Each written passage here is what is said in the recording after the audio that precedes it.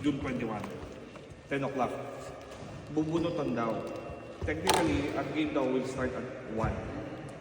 So, sa experience ko sa nagpapaliga, 1.5 hour isang game. So, 1 to 2:30, 2:30 to 4, 4 to 5:30. Kasi tatlong game lang yan. Okay? So, guys, kung mayroon kayong oras, punta kayo sa opening. May opening kasi may mga magsasalita. Pero huwag kayong mag-alala, nandito naman si Nani. I-announce namin kung ano nabulot natin, kung ano sa game natin. Pero mas maganda, attend kayo. Ha? Earliest ng Saturday, 1. 1, diba? First game is 1. So, okay, so guys, tinawag ko muna kayo dito para mag-usap tayo, para on the same page tayo pag lalaro tayo sa liga. Okay? Upo muna kayo para ano, upo muna kayo. Okay. Tinawag ko kayo guys kasi ganito. Ilan tayong player? 15 tayo. 15, labas na ako dun ha. Ngayon, si Jamir, tingin ko mawawala na yun. So 15 lang tayo lahat kasama si Jan. Si Jan nga pala, bagong dagdag natin sa team. Malaking bagay yan. Kasi nakita ko na ito maglaro dati. Westbrook nga ang tawag ko dito. thank you. Ako ba? Hindi pala. So, ito guys ha. Turo ko sa akin eh. Hindi, malaking bagay ito. I can say na kasi nakita ko ito maglaro itong mga batang to. Okay naman to. So guys, kaya ako kayo kinakausap para on the same page tayo sa paglalaro ng basketball. Okay? Sa liga. Okay, first of all, sa totoo lang, mahirap magpasok ng maayos na playing time lahat sa inyo.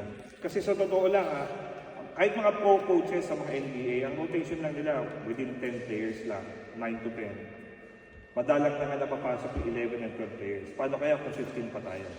Diba? Pero gagawin ko ang the best ko para may pasok ko kayo lahat equally, na maayos yung playing time. Pero siyempre of course, ang pagpasok ng players naman depende sa game tempo, depende sa matchup, kung gusto talaga natin manalo. Siyempre may kanya-kanya tayong skill set, may kanya-kanya tayong pwedeng maiambag sa team. Guys, nakikita niyo mga spots dito, di ba? Huwag niyong intindihin yan, yung mga ano nyo. Kasi ang mahalaga dyan, yung what can you contribute sa team natin. Okay? Yun lang ang mahalaga. Kahit isang rebound pa yan, kahit hinahakas nyo na yung kalaban ninyo, malaking bagay na yun. So ito guys, tuturuan ko yun ng ito yung mga natutunan ko nung naglalaro pa ako sa FAU Tamaraos before, nung college days ko. Okay, bangko ako doon. Bangko ako kahit paano, I was being trained by proper coaches like Coach Del Capacio, Coach Koy Banal, yung mga yan, Tunichi Turi, yung mga yan. So, pag-usapan muna natin ang basics. Kasi may napapansin ako sa liga dito, di ba? Ako yung nagpapaliga dito last year. Siguro na-observe ko yung mga laro dito na pwede natin mabago, na pwede natin may tama yung approach. Okay? So, pag-uusapan muna natin yung basics ng basketball ko na gusto ko makita sa team natin. Okay? Kasi yung defensive skills natin, pati yung offensive skill natin. Okay? Yung offensive skill, lalagyan ko lang kayo ng counting sistema para meron na tayong on-ball movement and off-ball movement. Okay? Alright. Okay. Basketball basics muna tayo. Number 1. Gusto ko sana, number 1 ito mga rules to Number 1. Pag may nauuna na sa fast break, ibigay nyo na yung bola. I-ahead nyo na. Marami ako nakikita kasing player dito, nakatingin sa bola, nagdi-dribble. May nauuna na, hindi pa pinapasa. Okay? Laging ganon. Pag may nauuna, ipasa nyo. Lalo na yung mga big man. Ikaw, isa ka sa mga ilalim, malaking bagay ka. Magagamit talaga kayo, kaya yung stamina ninyo, kailangan nyo talaga. Kasi marami kaming guards. So sa guards talaga tayo magpapaikot talaga ng players. Okay? Pero, we need to reserve them. Okay? Tuturuan ko kayong paano. Okay? So first of all, pag may nauuna na, ipasa nyo na. Okay? Wala na maraming dribble. Okay? Pangalawa, sa mga tumatakbo ng fast break. Tumatakbo ng fast break guys, ito yan Kunyari ito yung ring. Ito yung 3-point line, di ba? Laging tandaan nyo, pag tumatakbo kayo ng fast break, kung sino yung nasa gitna, laging, kung sino ko lang, kunyari pinasa sa'yo, Cesar, Joshua, punta ka sa gitna. Tapos yung tumatakbo sa dalawang gilid na yan, kadalasan dito kasi humihinto lang kayo. Tumakbo to na, dito tumatakbo, humihinto kayo dyan. Mali yan. Pag tumatakbo kayong pa ganyan, tutuloy yung pa ganyan, tutuloy kayong pa ganyan. Ibig sabihin magsusweep kayong ganon. Hindi yung humihinto kayong ganyan. Okay?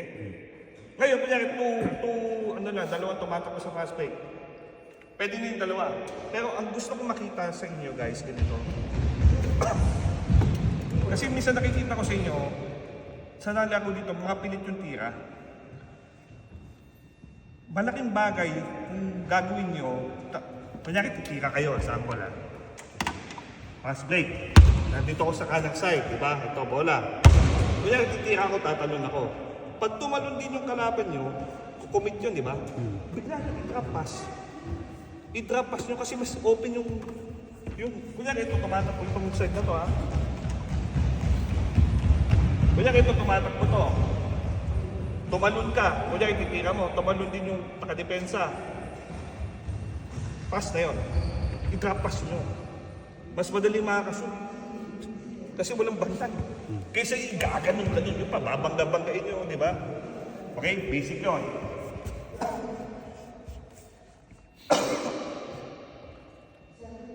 Okay. Sa fast break din. Ito another fast break. Sorry. Wala ba tayong papel dyan? Ito na lang. Labang ko na lang. Ayan pre, may ano. Sa baba. Saan? Yan o, yung sa switch. May saksakan. Saksakan. Sa may saksakan. Yung green. Okay, so pala ito.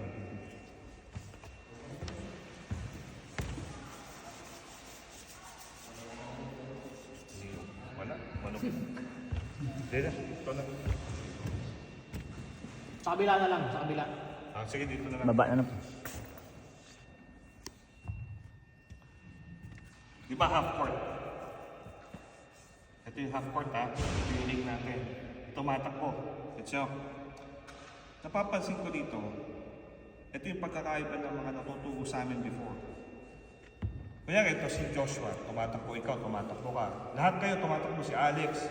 Ikaw rin tumatakbo. Ikaw rin, Nani, tumatakbo ka rin. May tinatawag kaming change of pace. Pacing ang tawag.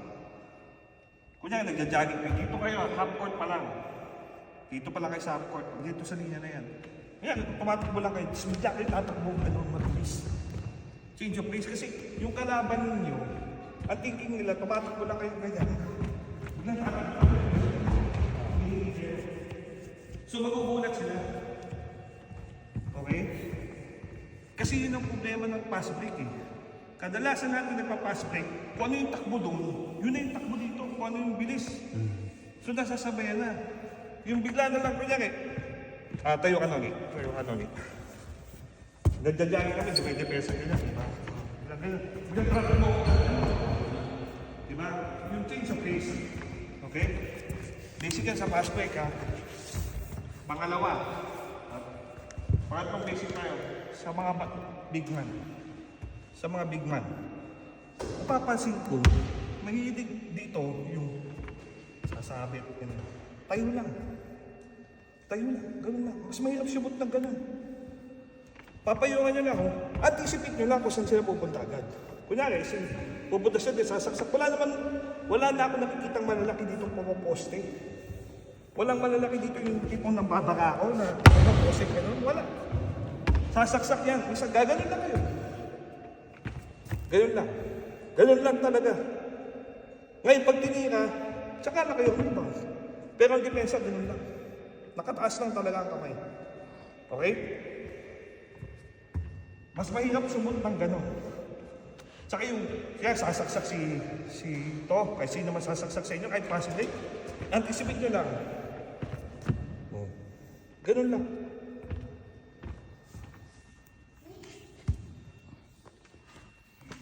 Pa, sa mga big man. Marami dito, sakit na to eh. Sakit na to ng mga big man. Tumira, offensive rebound. Mahilig dito, tumatak-tak. Tapos titira. Diba? Maraming ganyan, nakikita niyo yan. Iwasan niyo yung tumatak-tak. Pag gumibaw,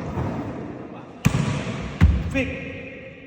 Isang fake, Fake uli, pangalawa. Pag pangatlo, huwag na kayo fake kasi mati 3 seconds kayo. Laging 1 fake, tapos tira. Okay, or 1 fake, 2 fake, labas or tira. Tandaan nyo guys, extra ball possession tayo. Ha? Pag na-rebound yung offensive rebound, ilabas nyo lang ulit. Tapos, may 14 seconds tayo shot clock ulit. Tapos mag-post tayo. Okay guys, ganito ha. Ang offensa natin muna, takbuhan talaga tayo kasi marami tayong gwardiya. Ngayon, pag nag-set tayo, nag-set play tayo, ang gusto kong mangyari sana, paganahin natin yung mga malalaki. Yun ang first option natin, yung mga big man natin. Bakit? Kasi pag hindi sila nakakahawak ng bola, tatamakin dumipensa yung mga yan. Tatamakin din, wala, tatamakin na sila dumipensa, tatamakin na, umibound. Wala na tayong flow. Ang trabaho ng point guard, kayo mga point guard, Alex, ikaw, Cesar, paganahin niyo yung mga big man ninyo pag nag-set kayo. Ngayon, mga big man naman, kung hindi nyo kayang, hindi ka talaga sa loob, hihirapan kayo, ilabas nyo. Tumira tayo ng perimeter shot. Perimeter shot. May isa tayong shooter, masasabi ko talaga. Yun yung Serenoni, 3-point shooter yan. So mga gamit natin yan sa labas. Pag masyadong masikip. Okay?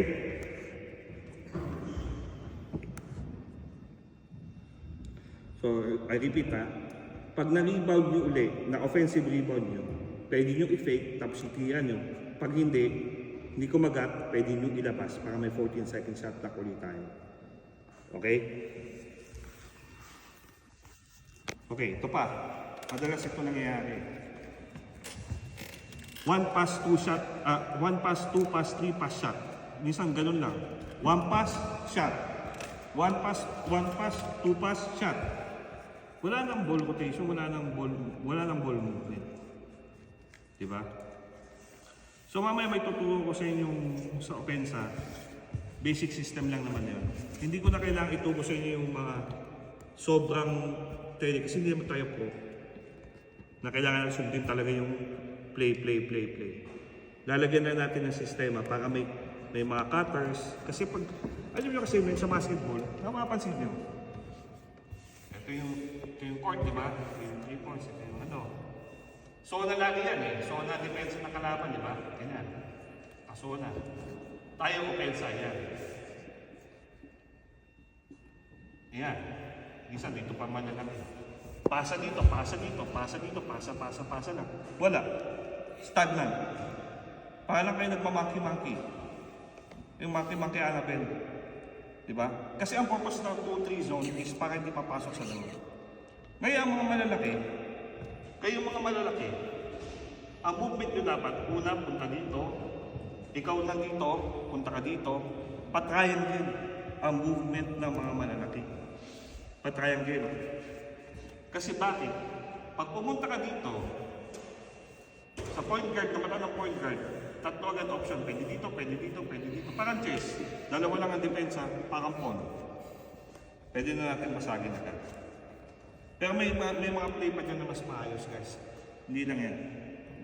Okay? So, ito pa. Magtatanong ako sa inyo para magkaroon tayo ng same na ano. So, yan yung mga basics. Pasa agad. Tapos, yung change of pace. Huwag iito sa pass break. Itutuloy nyo pag ano. Yun ang mga number 1. Sa mga malalaki, bawal itaktak, magpa-power dribble. Huwag. Kasi wala na kayong advantage eh. Pag tinaktak nyo pa, tatapikan lang kayo sa baba. Kaya nga advantage nyo malaki. Pag hindi kayo makuha lang. Okay. Pag-usapan natin yung depensa. Kasi ito talaga magpapanalo sa atin eh. Ito talaga. Let's talk about defense. This is the most important.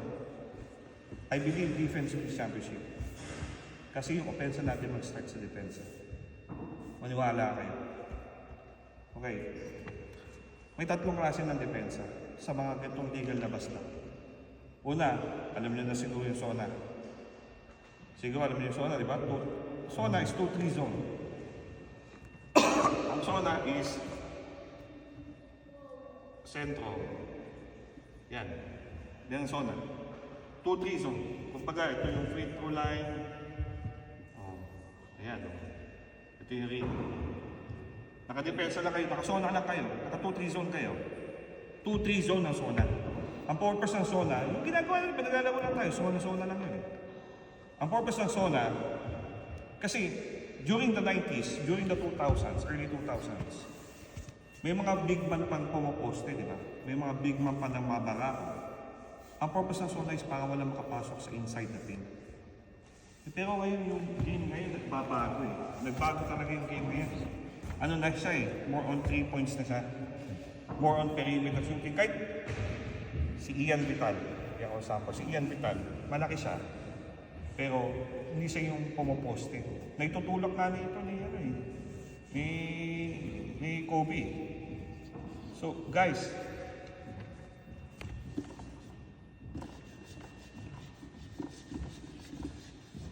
ang 2-3 zone, ginagamit lang natin yan pag may isang malakas na malaki na may di pumoste. Okay? Second defense is 1-2-2. Alam mo yung 1-2-2? O, magsabi kayo kung hindi nyo naiintindihan. Taas lang kamay. On the same page pa rin ba tayo lahat ngayon, guys? Okay? 1-2-2. Point guard, shooting guard, small forward, dalawang malaki. Okay? Kaya 1-2-2. Ito yung half court ha. Ito yung half court, nandito tayo 1-2-2. Okay? So ito yung ring. Pagpalagamit lagi nasa taas yung ring. Okay? Ang purpose niyan sa mga shooters. Pag may mga shooters sa kabila, naamutan agad.